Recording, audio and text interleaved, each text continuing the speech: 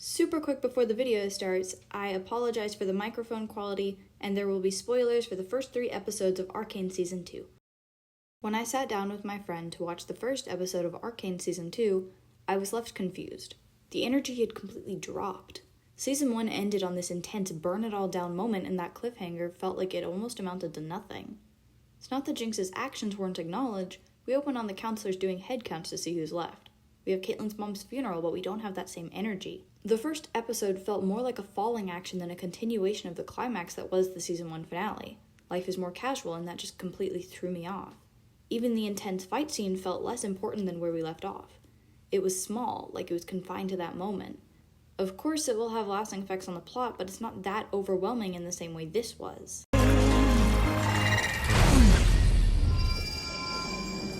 What could have been? But after rewatching Season 2 for the 5th time in 3 days, I think I finally figured out why this tone shift feels so weird. You have to keep in mind that the first season came out 3 years ago. Even if you didn't watch it right when it came out, as long as you didn't watch the first season with the second immediately available, then this was the last thing you were left with for some period of time. You were left on this high with nothing to conclude it. So as an audience, this tone shift almost gives you whiplash. And the writers were so genius for concluding Season 1 and kicking Season 2 off the way they did. Because right now we're kind of experiencing what Jinx is. One thing we know about Jinx is that she's in a constant state of movement and noise and energy. It's a distraction from her mental state. Even to deal with her hallucinations, we see her have very visceral reactions. She shouts or uses physical violence to ward them away. This is a trick! You're playing me! Shut up! I'm in no mood. We didn't say anything. I wasn't talking to you. It wasn't her.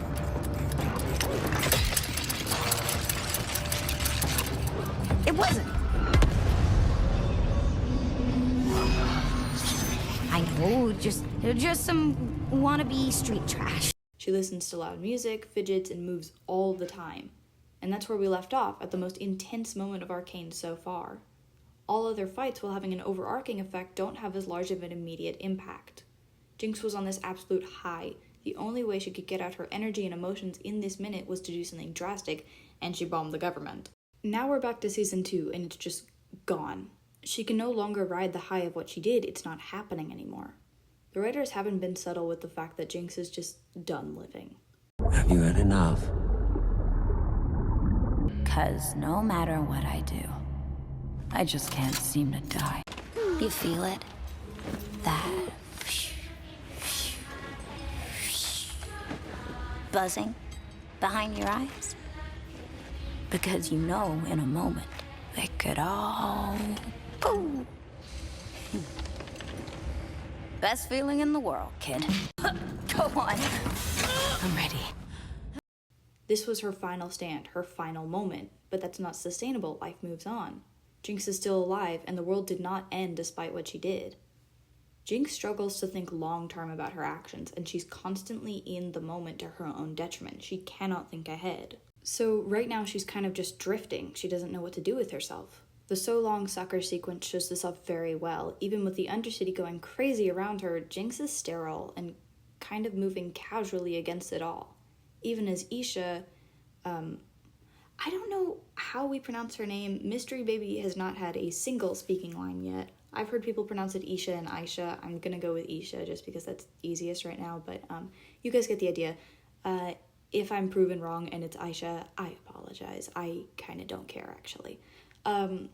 Even as Isha falls full force on top of her and she's surrounded by creepy British dudes, her reaction feels lackluster, like she's not giving them her full energy. It's more passive and reactionary than active.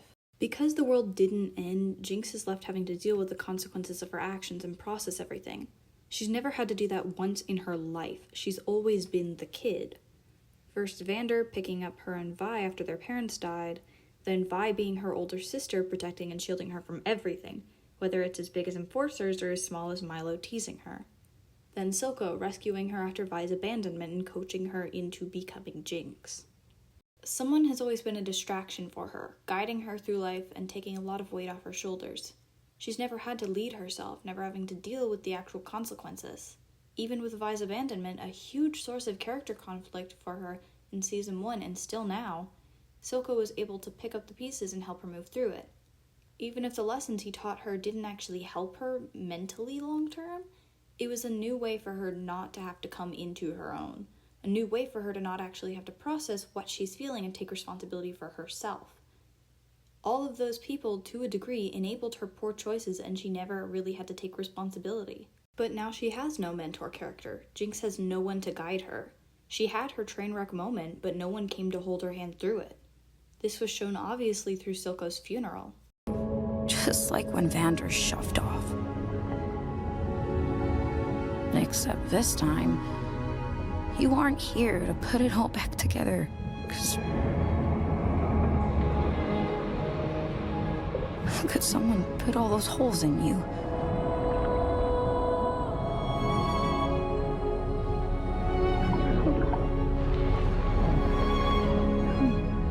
I used to say I could fix anything. Before I broke everything. She used to say a lot. Her and you. Always bossing me around. Now it's so quiet. What am I supposed to do with that? She's at a loss. She's never had to deal with herself before. She has Sevika, but let's be honest, Sevika was never going to be her next parent or mentor. Right now they seem to be on pretty equal footing, with Jinx kind of rising higher. Jinx doesn't kill Sevika, Sevika doesn't kill Jinx, then Jinx makes Sevika a new arm, and Sevika shields her and Isha from the explosion. Isha is so vitally important for her new role. Everyone immediately saw the parallels between Jinx and Silco and Isha and Jinx.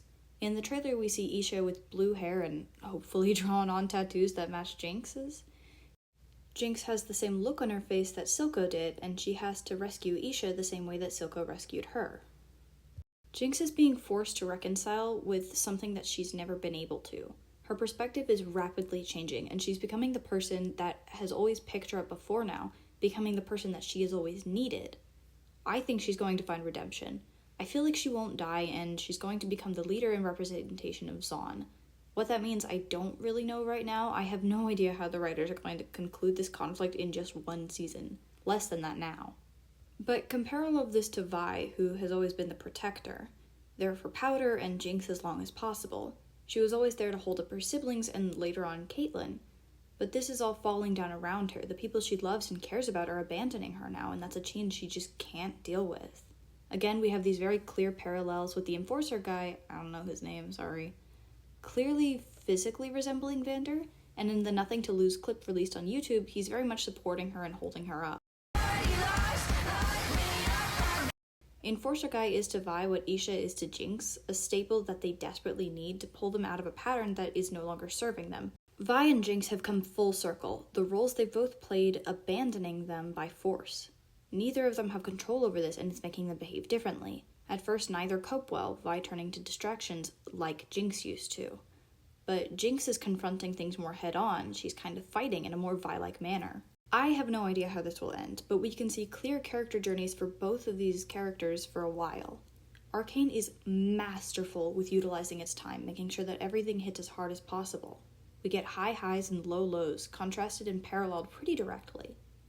We get this high of Caitlyn and Vi, this moment of, oh my gosh, they're finally together. We get a kiss scene. Caitlyn is promising to be Vi's Vi, her anchor, and not to change, only in the same episode to get the low of Caitlyn hitting and leaving her, going against what she said she'd do before. This contrast is used to make everything feel more emotional. We see how good things can be, only for the same thing to turn so very wrong in the same episode. Arcane is just incredible, and it's absolutely been worth the wait. As someone who has never played League of Legends in my life, I've deeply enjoyed it, and I've wrangled several family members into watching it too. It's so well written and just absolutely stunning, don't get me started. You can feel how much love was put into it, and how much these writers and artists and voice actors really genuinely enjoy their craft. I'm so excited to see where they take it next week.